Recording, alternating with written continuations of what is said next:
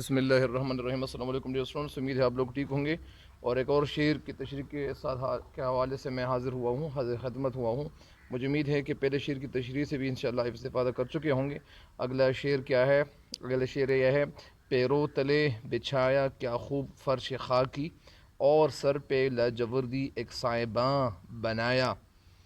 پیرو تلے، میرے اس چینل پہ ہر آنے والے ان کو چاہیے کہ میرے چینل کو سبسکرائب ضرور کرے، اور گھنٹی وہ بٹن والا وہ بھی دبا دے، اور ساتھ ساتھ اپنے دوستوں کے ساتھ چینل کے لیے کو بھی اپنے دوستوں کے ساتھ شیئر ضرور کرے۔ تو مجھے امید ہے آپ لوگ ٹھیک ہوں گے۔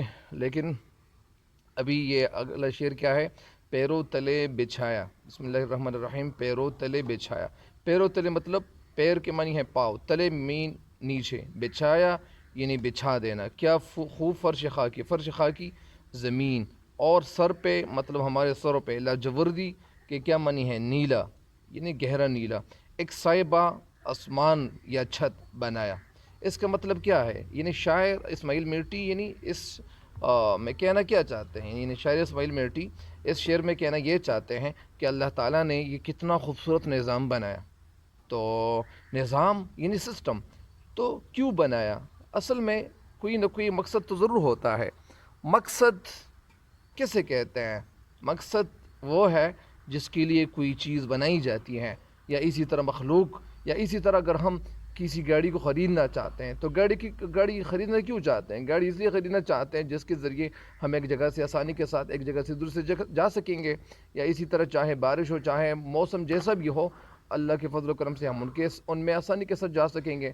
تو اسی وجہ سے لوگ گاڑی خریدتے ہیں، بہت ساری چیزیں اور بھی خریدتے ہیں۔ تو اسی وجہ سے اللہ تعالیٰ نے پیرو تلے بچھایا، یعنی شاعر اس شعر میں کہنا کیا چاہتے ہیں؟ پیرو تلے بچھایا یعنی نیچے، جب اللہ تعالیٰ نے یہ دنیا بنایا، یہ دنیا اللہ تعالیٰ نے اس جہاں کو بنایا اور اس دنیا کو تخلیق کی، پھر اللہ تعالیٰ نے زمین بچھائی، پھر اللہ تعالیٰ نے آسمان بنایا، اور ساتھ ساتھ اللہ تعالیٰ نے یہ زمین اور آسمان 6 دنوں میں اللہ تعالیٰ نے پیدا کیے ہیں۔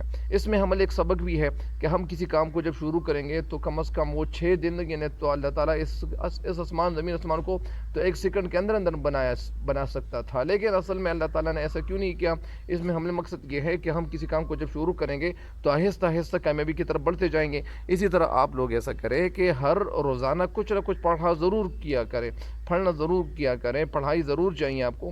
تو اسی وجہ سے شاعر اس شعر میں کہنا کیا چاہتے ہیں کہ اے اللہ تعالیٰ، یعنی شاعر اسماعیل میرٹی اس شعر میں کہنا یہ چاہتے ہیں کہ اے اللہ تعالیٰ، تو نے پیروں یعنی پاؤں پر چلنے کے لیے کتنا خوبصورت مٹی سے یہ زمین بنائی، کیا خوب فرش خاکی، خوب مطلب خوبصورت، فرش خاکی یعنی زمین پہ چلنے کے لیے، پیدل چلنے کے لیے ہمیں اللہ تعالیٰ نے زمین دی، یعنی پیروں تلے بچھایا، اللہ تعالیٰ نے ہمیں زمین دی۔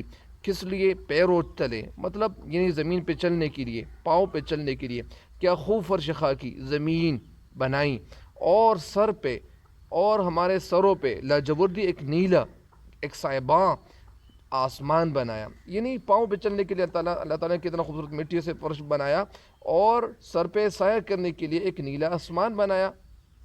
تو پیارے بچوں، اگر غور کیا جائے تو یہ زمین، اس میں کچھ ایسی جگہ بھی اللہ تعالیٰ نے ایسی بنائی ہے کہ، اور جگہ بھی ایسی بنائی ہیں جو کچھ زمین اس میں ایسی ہیں کہ وہ نرم ہے، کچھ زمین اس میں ایسی ہیں کہ وہ نرم ہے، اور کچھ زمین ایسی ہیں کہ وہ زیادہ سخت ہے۔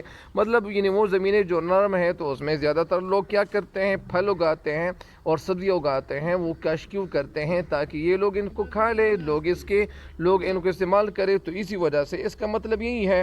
اور یعنی ہم کیا کریں گے؟ ہم اس نرم زمین میں گڑی کریں گے، کسان کام کریں گے، اور کاشتکار جب کام کریں گے تو کام کیوں کریں گے؟ جب ہم کام اس لیے کریں گے کہ ہم اپنے لوگوں کے لیے، دنیا کے انسانوں کے لیے ہم اس میں خوبصورت پھل، مطلب یعنی آم اگائیں، ساتھ ساتھ ہم اس میں بہت سارے پھل یعنی کیلے ہوں، کیلے تو وہ یعنی آسانی کے ساتھ ان کے وہ بھی ہو سکتے ہیں۔ اللہ کے فضل و کرم سے یہ اللہ تعالیٰ نے یہ جہان کیوں بنایا؟ ہم ایک دوسرے کے لیے کام، یعنی وہ ایک دوسرے کے کام کیسے آئیں گے؟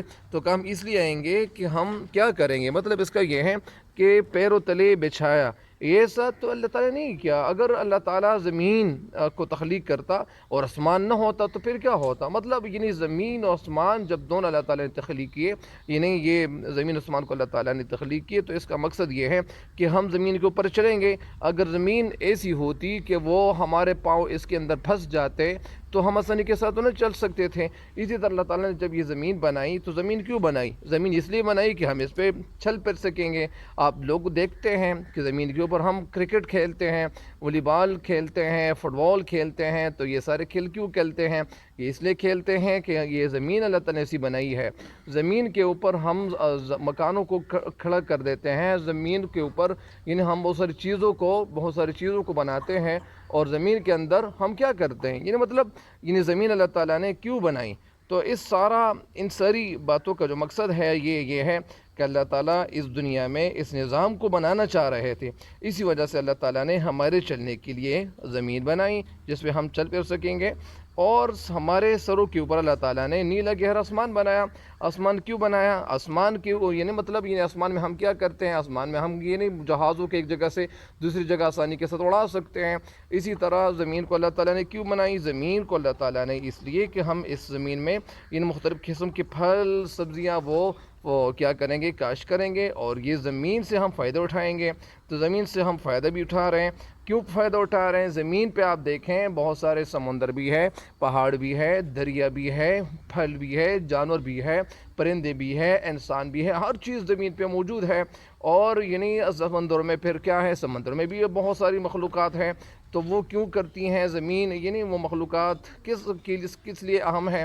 زمین کے اندر بھی بہت ساری چیزیں ہیں. تو بہرحال اس کا مطلب کیا ہے؟ مجھے امید ہے کہ اب اس شعر کی تشریح سمجھ چکے ہوں گے.